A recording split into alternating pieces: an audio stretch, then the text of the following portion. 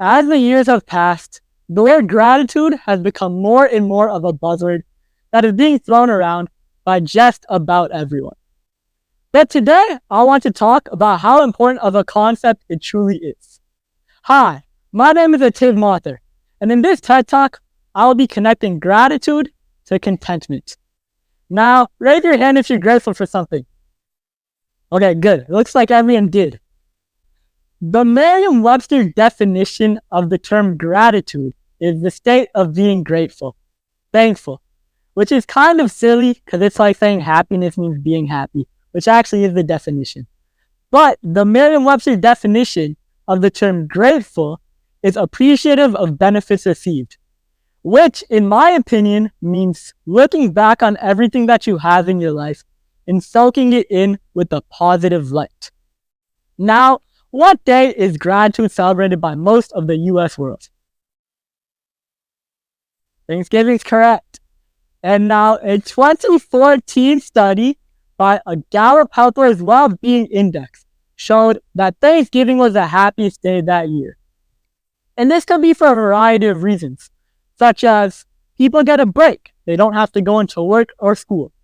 But I would like to also accredit this to the fact that people are being grateful. And with grateful comes a lot of positive things, which I'll be talking about later.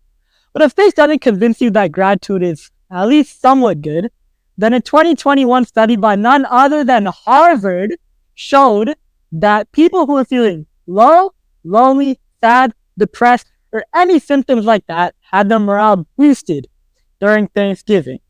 And now, during Thanksgiving, people can be happy, right? And they can experience what they're grateful for. And gratitude brings a lot of happiness. But what is happiness? Well, I like the Noah's definition a lot, the Noah's bagel definition. They say happiness is a warm, plain bagel.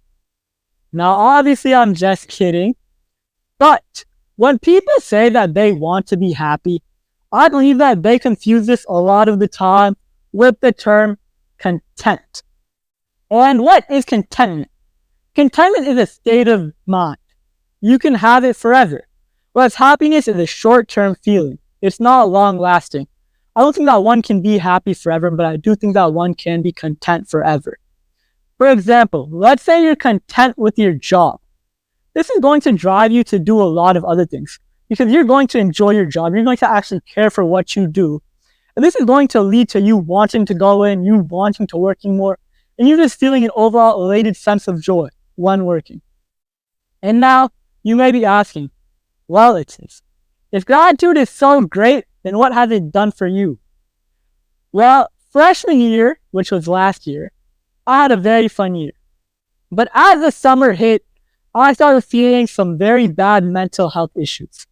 Like, I would often compare myself to other people.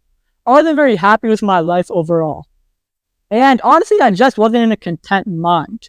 I would feel lonely as well. And I would always tell myself that this is just because it's summer. Once I go back into school, I'll be fine. And sophomore year rolls around. None of this is true. If anything, it gets worse. I feel even more lonely. I start comparing myself to even more people because I'm around more people, and I think that my life isn't very great. So I try to look at what they have and try to live through them.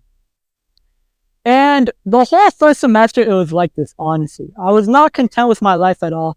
I always tried to chase other things, and overall, it didn't work out. And then second semester, everything changed. I'm taking this class currently called Leadership in Action. And on my birthday, January 11th, 2024, it's like God had sent a birthday gift down to me because my leadership class posted an assignment called Journal Number 2. And this assignment consisted of us listening to the Happiness Lab podcast by Dr. Lori Santos. And in this episode, they focused on the topic of gratitude. And the speaker talked a lot about how one should look at their life with a more positive light. One should take in what they have and like the meaning, they should appreciate it, soak in what they have more. And instead of focusing on the negatives, we should focus on the positive that we have in our life. Because as human beings, I think that we tend to focus on the negatives a lot. And I think that one of the most common examples is a red light versus a green light. Like when you're driving, I think that a lot of the times, if you have red lights versus green lights, even if they're the same amount, you're going to feel like the red lights took longer than the green lights because they usually do. And the negatives do outweigh the positives a lot of the time. But if we can stop thinking like that and we can start thinking, wow, I have so many great things in my life. Let me be content with that. And I think that the world would be a lot more, let's say, pleased with what they have. And now, what do I do to be grateful?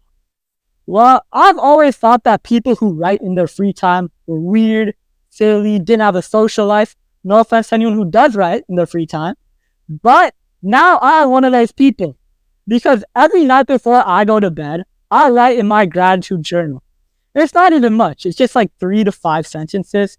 But honestly, I think that after a certain while, right before you go to bed can be one of like the most stressful times because you're thinking back, reflecting on your day. And especially if you have a lot of work, you can tend to get very stressed. So I think that having a gratitude journal overall just lets you soak in what you have, look back on your life, be more peaceful with it, and it'll put you at a nice, calm state of mind right before you go to bed. So my takeaway for you all is be more grateful. It will lead to a more content and satisfied life. Thank you.